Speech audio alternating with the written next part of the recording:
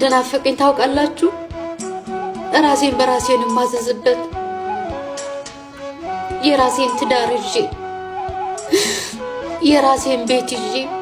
ራሴን በራሴን ማዘዝ ራሴን በራሴ ቤቴን መምራት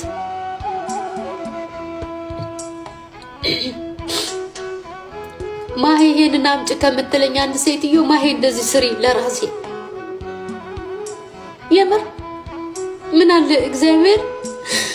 እሺ እስከዛሬ ፈትኖኛል አይደል ከልጅነት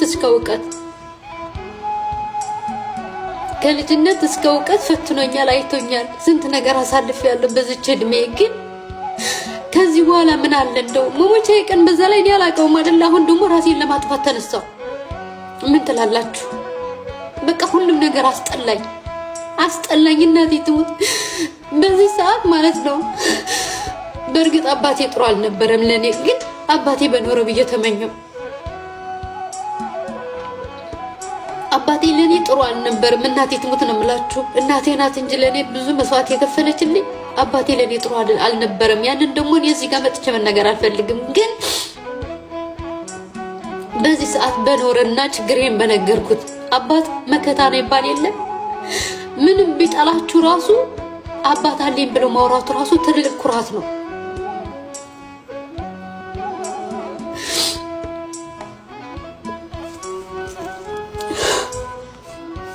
ሳላይ ያለፍኩ እንዳይመስላችሁ አያለሁ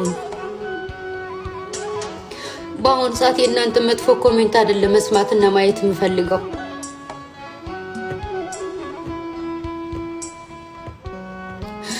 እኔ በህይወቴ ሰው ጠይቄ ማላቀው ልጅ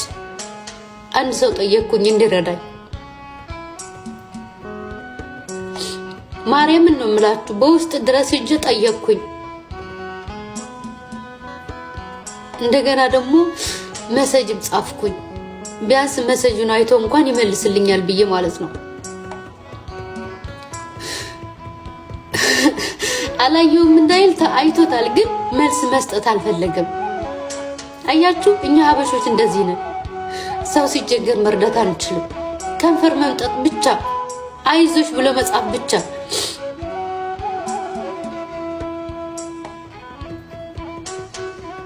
ታዛዝናላችሁ የምሬን ነው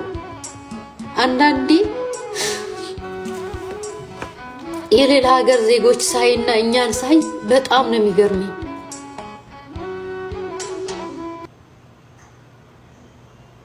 በጣም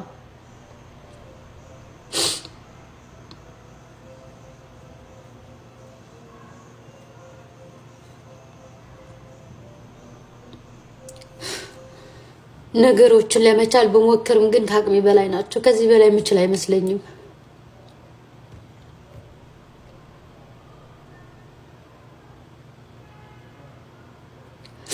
እያያችሁ እንዳላያችሁ እየሰማችሁ እንዳልሰማችሁ የምታልፉት ነገር ብዙ ነገር ሊኖር ይችላል ከናንተ ጋር እዚህ ሶሻል ሚዲያ ላይ ያለን ሰዎች ብቻ ሳይሆን ከሶሻል ሚዲያ ውጭ ተደብቃችሁ የምትኖሩ እህት ወንድሞች ራሱ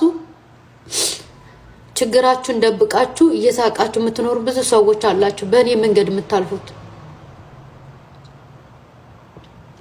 እኔም ችዬ ካቅሜ በላይ ሲሆንብኝ ነው አሁን ለመናገር ራሱ የተነሳሁት